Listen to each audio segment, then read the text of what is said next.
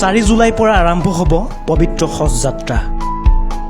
প্ৰস্তুতি প্ৰায় সম্পূৰ্ণ উত্তৰ পূব হজযাত্ৰীৰ সমন্বয়ৰক্ষী সমিতিৰ।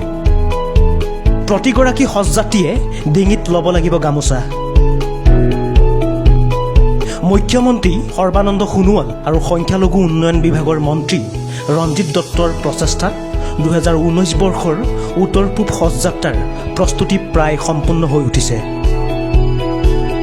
জুলাই মাহৰ 4 তাৰিখৰ পৰা উত্তৰ পূব হজযাত্ৰীৰ প্ৰথমটো দল গুৱাহাটীৰ লোকপ্ৰিয় গোপীনাথ বৰদলৈ বিমানবন্দৰৰ পৰা উৰা মাৰিব মদিনাৰ অভিমুখে।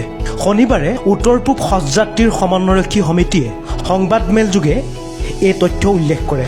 আমি এখন সংবাদমেল পাতি আমাৰ হজযাত্ৰাৰ প্ৰস্তুতি, কিমান সংখ্যক হজযাত্ৰী যাব, কি ব্যৱস্থা লোৱা হৈছে, ইয়াৰ পিছত তেওঁলোকক আমি ক'লৈ পঠিয়াম, কি ব্যৱস্থাৰ মাধ্যমেৰে পঠিয়াম, এই আটাইবোৰ দিশ আমি আপোনাৰ সংবাদ মাধ্যমৰ যোগেদি আমি প্ৰচাৰ কৰোঁ। আপোনালোকে সুন্দৰভাৱে সদায় প্ৰচাৰিত কৰি আহিছে আৰু তাৰপিছত এই কথাখিনিয়ে গাঁৱে গাঁৱে গুচি যায়।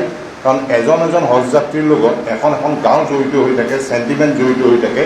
সেইকাৰণে আপোনালোকৰ প্ৰকাশিত সকলো তথ্য পাতি খুব সুন্দৰভাৱে পঢ়ি তেখেতসকলে বা আমাৰ টিভি চেনেলবিলাকত চাই তেওঁলোকে মানসিক প্ৰস্তুতি চলাবৰ কাৰণে সুবিধা হয়। সেইকাৰণে আমি আশা কৰিম যে এই বছৰো যোৱা কেইবছৰৰ দৰে প্ৰাৰম্ভণিক যিখিনি আমাৰ প্ৰয়োজন হজযাত্ৰীসকলে উত্তৰ পূৰ্বাঞ্চল, ইয়াত মণিপুৰ যাব, মেঘালয় যাব, নাগালেণ্ড যাব, এই বাৰ্তাটো যাতে সকলোলৈ যায়।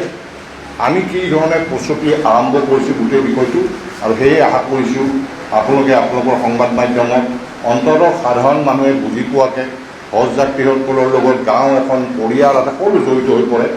অসম চৰকাৰৰ মাননীয় কৃষিমন্ত্ৰী অতুল বৰা প্ৰমুখ্যে এই অনুষ্ঠানত স্থানীয় বিধায়ক সিদ্ধাৰ্থ ভট্টাচাৰ্যী, স্থানীয় সংগত কুইন ওজা আৰু বাংলাদেশৰ উচ্চায়ুক্তও আমাৰ এই অনুষ্ঠানত অংশগ্ৰহণ কৰিব।